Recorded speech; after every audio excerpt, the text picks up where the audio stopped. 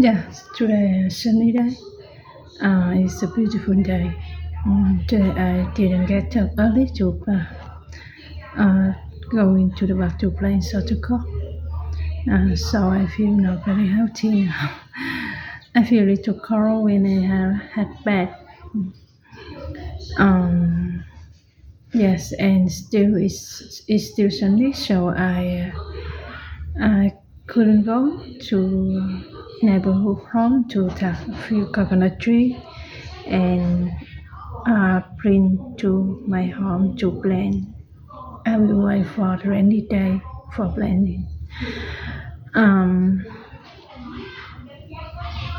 yeah, yesterday I had a full day staying at home with my parents and just took care of my mom and uh, take her to go out for walking, little walking. Yes, and I also told to my friend to tell me when I go. Mm, yes, staying at home in normal day. Not happy, not sad. It's just normal, and I like it normal status. I like it normal discussion. Um, I feel that she's still following me, but it's not important. Now I can live alone and I can stay alone if I don't have anything else that I think that will fit me or will suitable for me. Um, yeah, not more day. No happy, no sad, but I reply about the lie. Every morning I have meditation. Mm. And if I get up early, I go play in circle. I think that if I don't go walking or I don't go out, I have not more like it.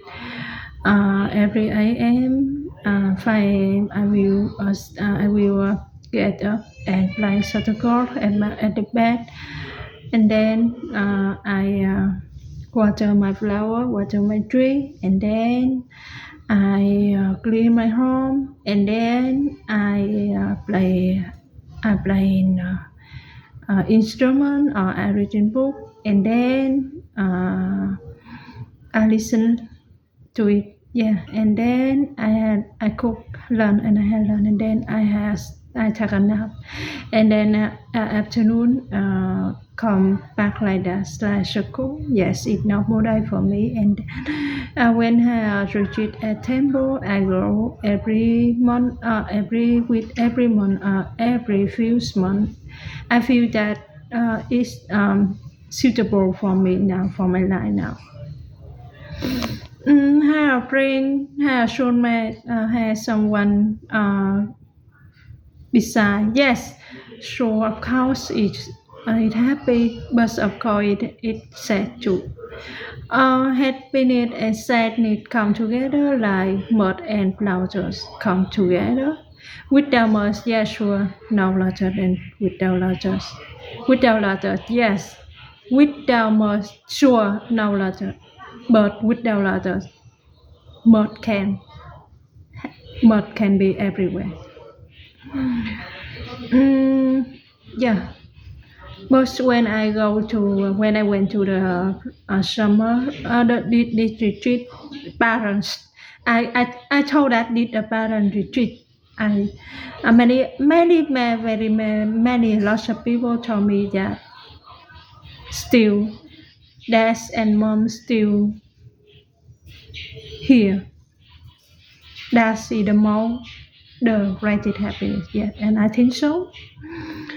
I used to think that when my parents passed away, maybe 70 years old or 80 years old. At that time, I am 40 years old, 50 years old. Yes, I will go to America. We go abroad to have a lot of money, and I come back later to have uh, a good old years. But after all, I think uh, I don't need I don't need a lot of money. I don't need a lot of acceptance. I don't need a lot of fame like that to have a happy life. Yeah, I think the more happy life for me that I have. If I lucky, if I enough lucky, I will have a friend soulmate beside me. But that's not important for me now. When everything lead to a breakup, everything lead to a sad ending. Yes, a sad ending. Today I will continue the All Bad White Cloud and the chapter 74, Cry of the Elephant Wing. I suddenly opened to the bio of this Cry of the Elephant Queen. Venerable Saribucha and Mongalana returned to Bamboo Forest after spending a little over a month at Geisha. The Bhikkhu jolly welcomed them back. They asked the two Venerable about the situation up at Geisha, but Saribucha and Mongalana only smiled. A few days later, more than 300 speakers from Devadatta Sangha returned to Bamboo Forest. The bhikkhu at Bamboo Forest were overjoyed and they greeted their Gayasya from the family. 4 days later, Venerable Saribucha took an exact count of the brothers who had returned from Gaya and learned there were 380 in all. He led them together with Venerable Moggallana to want to bid to have an audience with the Buddha. As he stood outside, he heard the Buddha water bhikkhu being led up the mountain by his two senior disciples. Other bhikkhus who lived on want to beat count all of their herd to greet the returned monk. Saribucha and Moggallana left the monk for a moment in order to speak privately with the Buddha. They bowed to the Buddha, who invited them to sit down. Venerable Saribucha smiled and said, "Lord Buddha, we have brought back nearly 400 bhikkhus." The Buddha said, "You had done well, but tell me, how were you able to open the eye?" Venerable Moggallana explained, "Lord, when we first arrived, Brother Devadatta had just finished eating and was preparing to give a Dharma talk. He looked very much as though he was trying to imitate you. When he looked up and saw us approaching, he appeared enormously pleased. He invited Saribucha to sit next to him on the Dharma platform. But Saribucha refused and chose to sit by one side instead. I sat on the other side. Devadatta then addressed the other bhikkhu. He said, "Today, Venerable Saribucha and Venerable Moggallana had joined us. They were my close friends in the past. Let me take the chance to invite Venerable Saribucha to give a Dharma talk today." Devadatta turned to Saribucha and joined his palm. "My brother accepted the invitation to speak. He spoke about the Four Noble Truths in a more beautiful way." All the bhikkhu listened as if spellbound. But I noticed Devadatta's eyes growing heavy as if he wanted to fall asleep. No doubt he was tired from all his recent activity. Halfway through the Dharma talk, he was fast asleep. We stayed at Gayasya for more than a month and participated in all the activities there. Every 3 days, Brother Saribucha gave a Dharma talk. He instructed the bhikkhu with all his heart. One I noticed Bhikkhu Kokalita, Devadatta's chief advisor, which means something to Devadatta, but Devadatta seemed to pay him little attention. I suspect Kokalita was warning him not to judge us. Devadatta, however, was glad to have someone assume responsibility for teaching the Dharma, especially when it was someone as capable as my brother Saribucha. One day, after delivering a discourse on the 4 establishments of mindfulness, Saribucha said, "This afternoon, my brother and I will be leaving you to return to the Buddha and the Sangha he leads. Dear brother, there is only one fully enlightened master, and that is the teacher Gautama. The Buddha found the Sangha of Bhikkhu. He is the soul for all of us. I know that you would be warmly welcomed back by the Buddha if you return. Dear brother, there is nothing more painful than seeing a community divided.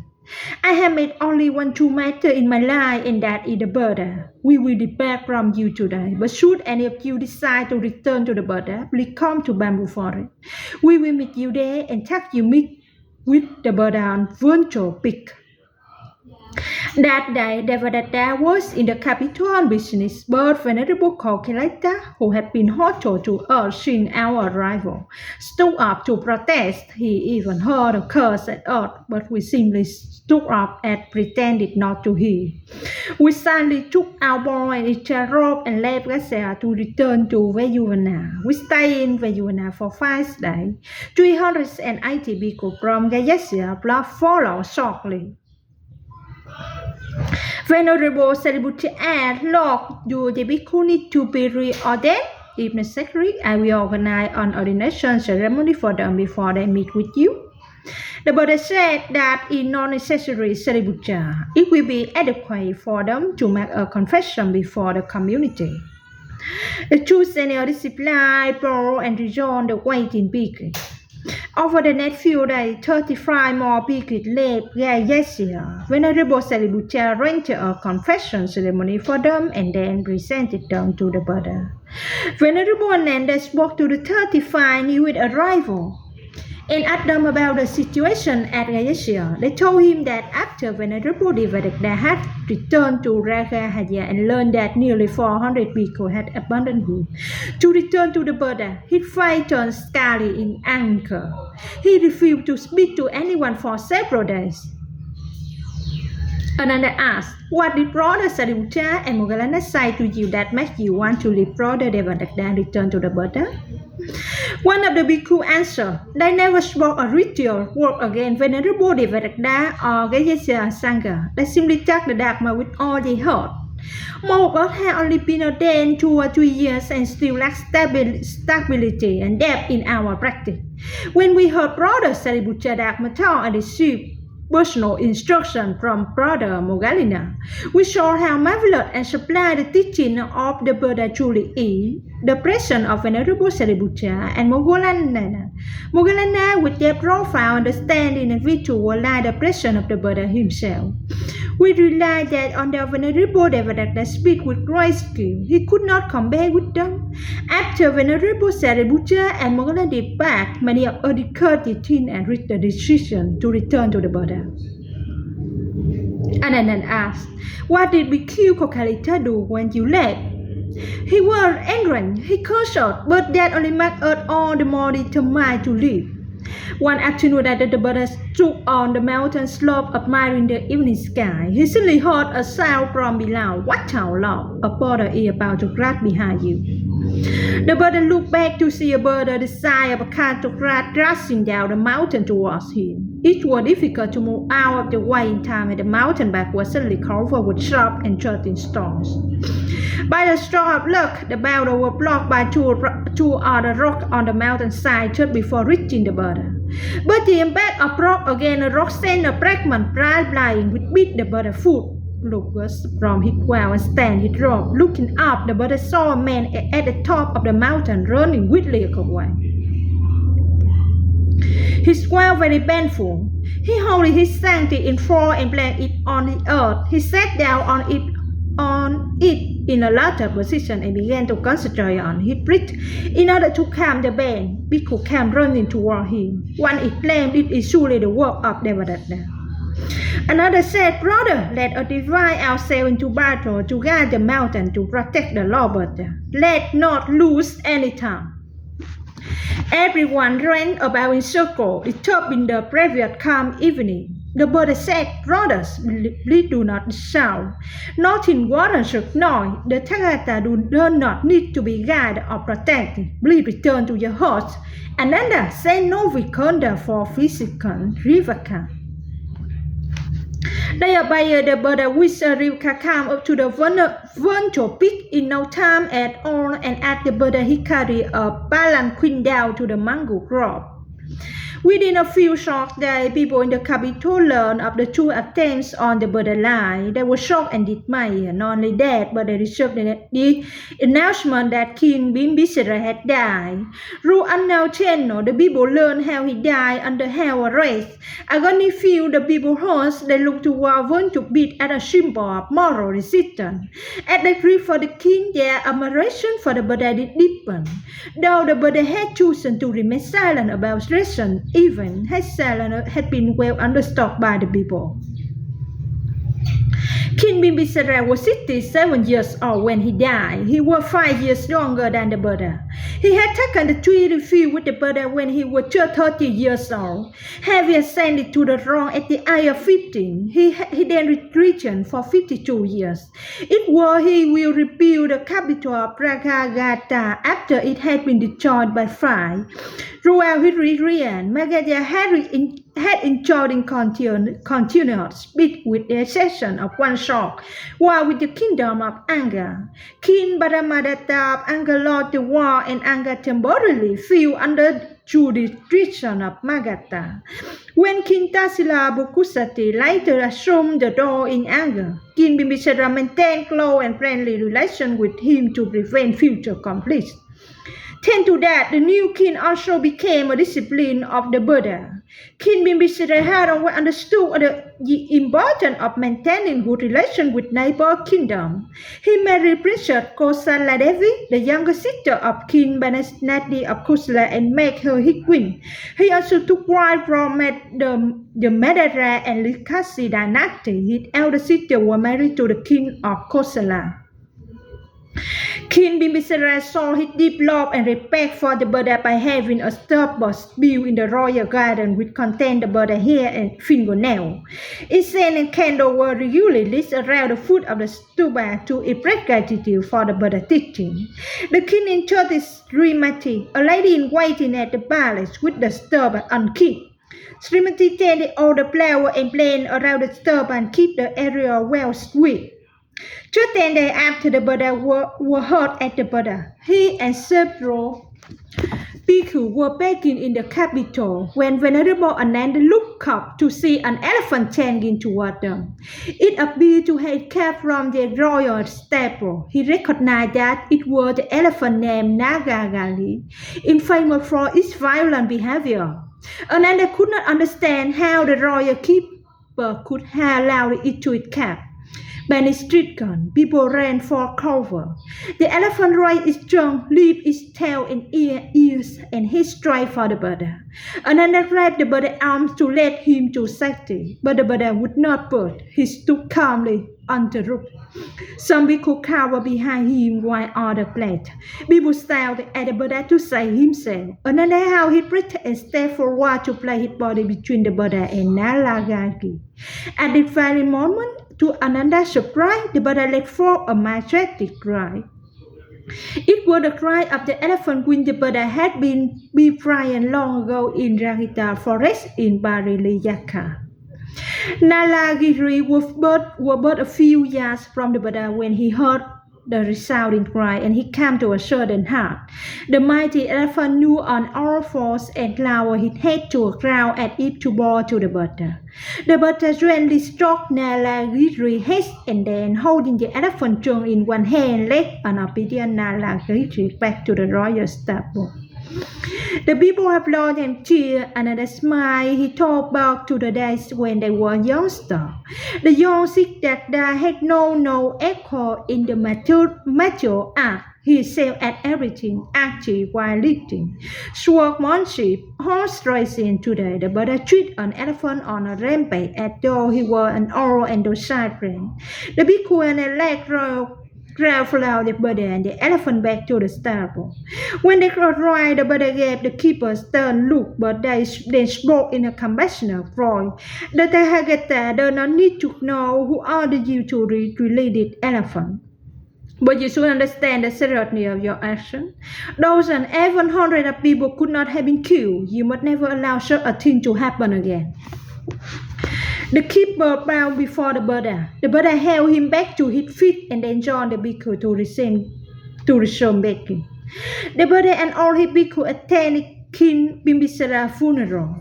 The ceremony was an event of great solemnity and beauty. The people grieved the passing of their beloved monarch and sorrowed in desert crowd to pay their final respect. More than 4,000 people were present. When the funeral was over, the body spent the night at River Camango Grove before returning to Virtual Peak. The physician informed him at the former wind where he had been forbidden to visit the king at all during the bad month. The king best from did lie all along, therefore him lying down before his favorite window. His eye was turned toward Virtual Peak when he took his last breath. Shortly after the king's funeral, Rivakta Bog bring Apapariya song of King Bimbisara and his wife Parumavati to see the Buddha. The prince regretted to take role at a bhikkhu. He told the Buddha that since his father died, he had lost on enthusiasm for life of fame. He had heard many of the Buddha Dharma talk and felt drawn to the bed of enlightenment. He decided nothing more than to lead to a beautiful, unburdened life of a bhikkhu. The Buddha accepted Aprajaga into the Sangha of Bhikkhu.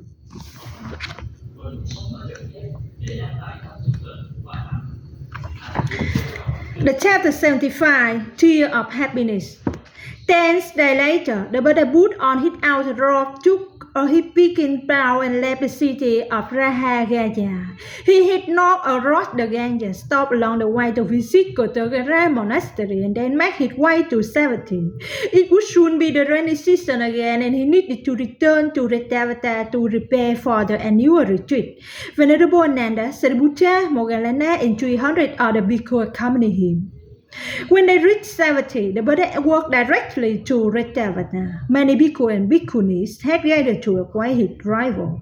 They had heard of events in Magadha and were relieved to see the Buddha unharmed and in good health. Bhikkhus came in were present. She now showed at upwards to the bhikkhunis. King Basenadi came to see the Buddha the moment he learned of his arrival. He asked the Buddha about the situation in Raghata and listened. As the Buddha recounted everything, including his meeting with Vinvedehi, King Basenadi asked the Buddha told him that while he maintained a calm composure, he knew his heart was filled with grief and sorrow. King Basenadi told the Buddha that he had already sent a delegation to Rahagata to ask Agatasattu, his nephew, to plan the imprisonment of King Bimbisara. A month had already passed, but no response had been received. King Basenadi sent for the work that if the new king deemed it necessary, he would come to Savatthi in person to plan this situation. King Basenadi informed the Buddha that in order to demonstrate his opposition to the event in Magadha, he had reclaimed the territory he offered to Metta many years ago on the occasion of his sister Maria to King Bimbisara. The land was located close to the city of Varanasi and Kashi. The first day of the retreat season arrived, all the spiritual center and monastery in the region were filled to overflowing with bhikkhu and bhikkhu. Every 10 days, the Buddha gave a Dharma talk at Retavana to all the monks and the nuns. The day always took place following the noon meal. Monks and nuns who worked from the more distant center did not have enough time to go back in there if they wanted to arrive in time for the discourse. Lay discipline in the city worked hard to assure there was always enough food waiting for the monk and the nun. The first Dhammacha the Buddha did for that season were on the subject of happiness. He told the assembly that happiness is real and can be realized in the very midst of daily life. First of all, the Buddha said, happiness is not the result of radiant sense and desires. Sense and pleasure give the illusion of happiness, but in fact they are shock of suffering. It is like a leper who is forced to live along the forest. His place is racked by terrible pain day and night. So he did a bit and made a fit fire, and he stand over it to seek temporary relief from his pain by tossing his life over the fire. It is the only way he can feel any comfort, but miraculously, after a few years, his disease goes into a remission and he is able to return to a normal life in the village. One day he entered the forest and see a group of lepers toting their lamb of a hot flame just as he once did. He filled with pity for them, for he knew that in his healthy state he could never be to hold his lamb over selfish lamb. If someone tried to drag him over the fire, he would resist with all his might. He understands that what he once took to be a comfort is truly a sharp bend to one who is healthy. The Buddha said, sense of pleasure, like a bit of fright, they bring happiness only to those who are ill. A healthy person shun the flame of sense desire. The Buddha explained that the source of the true happiness is living in the easy and freedom. Fully experiencing the wonder of life, happiness is being aware of what is going on in the present moment. Free from both clinging and aversion, a happy person cherishes the wonder that gives life in the present moment. A cool breeze, the morning sky, a golden flower, a violet bamboo tree, the smile of a child. A happy person can appreciate these things without being bound by them. Understanding all that might add impermanent and without a separate self, a happy person does not become consumed even by such pleasure. A happy person does live in ease, free from all worry and fear. And because he understands that a flower will soon wilt, he is not sad when it does. A happy person understands the nature of birth and death of all the dark man. His happiness is true happiness, and he does not even worry about or fear his own death. The Buddha told the assembly that some people believe it is necessary to suffer in the present in order to have happiness in the future. They must sacrifice and endure hardship of body and mind, thinking they can acquire happiness in the future. But life is only in the present moment. That kind of sacrifice is a way of life. Other people think that you want big joy and liberation in the future. You must practice self-mortification in the present. They practice austerity, starve themselves, and inflict pain on the mind and body. The Buddha taught that should practice called suffering for the person in both the present and the future. Still, others contend that because life is so fleeting, they should not concern themselves with the future at all. They may try to satisfy all the same desire in the present. The Buddha explained that clinging to same pleasure is quite cause suffering in both the present and the future. The Buddha talked about avoiding both extremes. He taught that the more intelligent way to live in a way that fosters happiness for both the present and the future. The way of liberation does not focus authority on the body in the hope of attaining future happiness. A bhikkhu created happiness for himself and for those around him in the present moment by the way in which he eats his daily meal. Meditate and practice the four establishment of mindfulness, the four limitless meditation, and the full awareness of breathing. Eating only one meal a day keep his body healthy and light and allow more time to spiritual practice. Living in ease and freedom, he better able to help others. We could remain celibate and childless, not as a practice of austerity, but as a means of being more free to help others. The bhikkhu is able to share happiness at the present in its moment of daily life. If he feel his caste deprive him from happiness, he not live in the spirit of the teaching. A bhikkhu who follow the teaching of celibacy according to its true spirit, radio is peace and joy, such as bring happiness in both the present and future. After the Dharma talk, like discipline, Bunalakana, and the Buddha if she could speak to him, she told the Buddha that her husband, Sudatta Anapanpindika, had fallen gravely ill. He was in such a great pain he was unable to attend the Dharma talk. His condition was steadily worsening. He feared he would die before having chance to see the Buddha one last time. The next day, the Buddha, together with Venerable Sariputta, went to visit Sudatta. Sudatta was deeply moved to see them. His face were pale and raw, and he could barely sit up. The Buddha said to him, Sudatta, your entire life has been filled with meaning and happiness. You have relieved the suffering of countless others, moving the people to better and won you the name of Anapanpindika, the one who cared for the boon and abundance. Jetavana Monastery, one of your magnified accomplishments. You have constantly contributed to an effort to spread the Dharma. You have lived according to the teaching and have thus created true happiness for yourself from family. and many others. You can rest now. I will ask Venerable Sariputta to visit you often and provide you special guidance. Don't try to come to the monastery. You should reserve your strength. Siddhartha joined his bomb in gratitude. 15 days later, the Buddha gave a Dharma talk on daily life. He told the laity how they could rely to happiness in their daily life. He reviewed the principle of living for peace in present, peace for the future, which he had presented in his previous Dharma talk to the monks and the nuns. He also said, a bhikkhu live a celibate life in order to enjoy peace and joy in the present moment. Sure life through future happiness as well, but humbly bhikkhu are not the one who can enjoy sure happiness. Like discipline living the world can follow the principle of the teaching to foster true happiness. First of all, do not let the desire for wealth cause you to become so consumed by your work that you prevent happiness for yourself and your family in the present moment.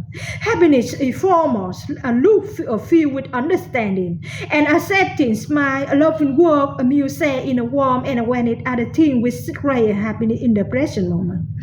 By nourishing awareness in the present moment, you can avoid causing suffering to yourself and those around you.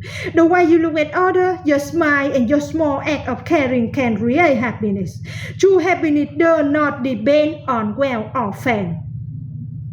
The Buddha recalled a conversation he had had with a merchant named Singala several years previously in Tagagaya. One morning, the Buddha left bamboo forest with his begging bowl to the daily life were preaching.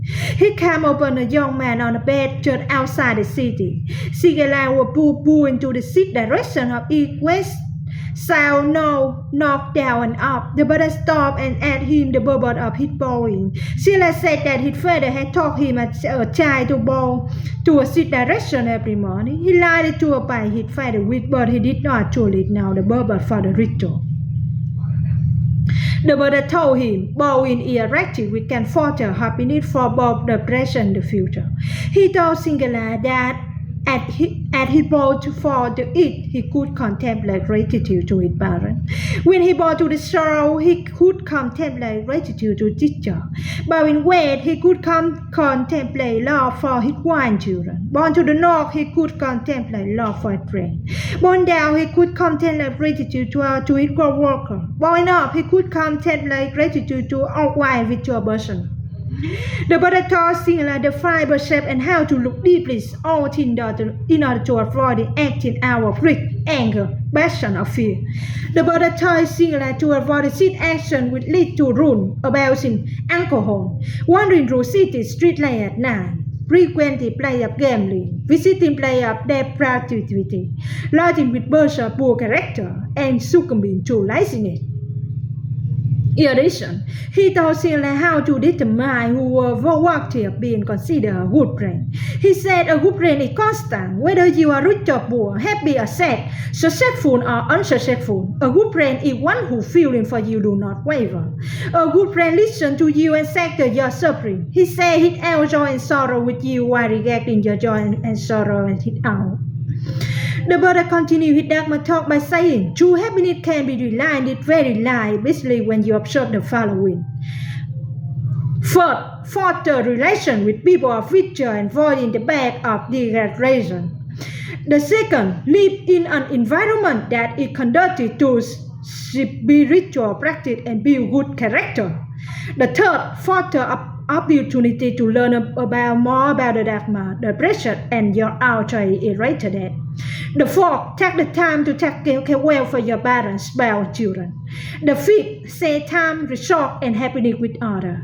The sixth, foster opportunity to cultivate virtue, avoiding alcohol and gambling. The seventh, cultivate humility, gratitude, and simple living. The eighth, seek opportunity to be close to be bhikkhu in order to study the way.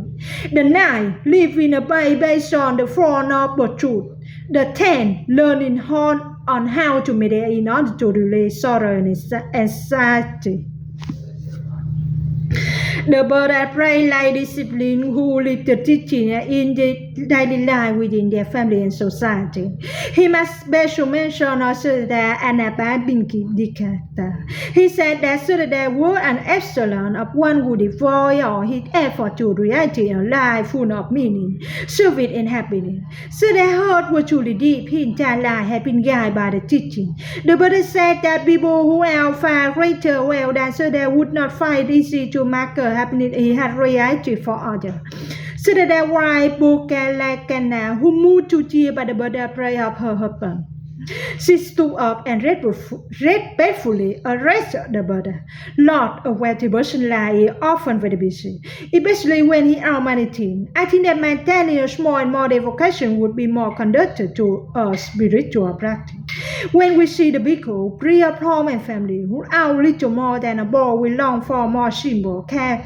Like ourselves, we would like to live a leisurely life too, but we are bound by so many responsibilities. What can we do? The Buddha answered, Bunalakana, bhikkhu has responsibility too. A salary wildlife reveal a bhikkhu to live mindfully by the basic day and the night, and bhikkhu devote his life to others. Like discipline, the Tathagata, which to subtract a way by which you can take the life of a bhikkhu twice a month or so. We should call the practice the observance for the laity. Twice a month you can come to the temple and follow the practice for a day and a night like the bhikkhu. You will eat only one meal. You can practice sitting and walking meditation for 20 hours. You can enjoy a separate aware, concentrated, relaxing, beautiful and joyful life if you will murder none. When the day is over, you can return to your secular life, observing the 5 precepts and 3 refuges as usual. Like discipline, the Tathagata will inform the bhikkhu about the eye observance for the laity. This special day of practice can be organized at temple or even your own home. You can invite bhikkhu to your home to administer the eye of observance to offer teaching on your day of practice. Bunalakana was pleased with the Buddha's suggestion. She asked, please Lord, what are the eye observance? The Buddha answered, do not kill, do not steal, do not engage in sexual activity, do not lie, do not use alcohol, and do not adorn yourself with jewelry. Do not sit or lie on a fancy bed, do not use money. They as observance can prevent forgetfulness and confusion. Eating only one meal on your day of practice will allow more time for your practice. The people were happy with the Buddha's suggestion for special day of practice for the laity. 10 days later, students from Suttata have come to inform Venerable Sariputta that Suttata unit had taken a turn for the work. Sariputta and Ananda to join him, and together they went to the city. Therefore, Suttata lying on his bed, a servant put on 2 chairs and blow into the bed for the bhikkhu. Knowing that Suttata was suffering greatly in his body, Venerable Sariputta advised him to practice contemplation on the Buddha, the dark man, the Sangha, to eat the bane. Like discipline Suttata, let us contemplate together on the Buddha, the enlightened one, on the Dharma, the way of understanding and love, and on the Sangha, the noble community will live in harmony and awareness. Knowing that Suttata did not have much longer to live, Venerable Sariputta told him, like discipline Suttata, let us contemplate, follow. My eyes are not me. My ears are not me. My nose, my tongue, my body, and my mind are not me. So that follows Sariputta's instruction. Then Sariputta continued, now let us continue to contemplate that which I see not me, that which I hear not me, that which I smell, I talk, and I think not me. Sariputta then saw Suttata and how to contemplate on the 6 senses concerning seeing not me, hearing not me, smelling, tasting, talking, and thinking not me. Sariputta continued, the element earth is not me, the element water, fire, air, space, and concerning are not me. I am not bound or restrained by the element. Birth and death cannot touch me. As mine, because I had never been born and I will never die. Birth does not give me existence. Death does not take existence away. Suddenly Suttata began to weep, starting to tears roll down the light discipline chest. Another asked him, are you upset, Suttata, because you are unable to follow the contemplation? So that I answer, Venerable Ananda, I am not upset at all. I am able to follow the contemplation without difficulty. I weep because I am so deeply moved for more than 30 years. I have had the honor of serving the Buddha and the Bhikkhu, but I had never heard a more simply and profound teaching than the teaching today. And then it says so that the Lord Buddha frequently offered this kind of teaching to the Bhikkhus and Bhikkhuni. Venerable Ananda, like this blind and also unable to understand and practice your teaching. Please ask Lord Buddha to share the teaching with the laity. Soon later that day, Venerable Sariputta and Ananda remained with him and continued to recite sutra over his body. And at the Bindika family was a model for all of other family. All the members of our family to refill in the body and devote themselves to the study and apply in the dharma in their daily life. A few days before his death, Suda learned that his younger daughter Sumagata was sharing the teaching with the people in Anga.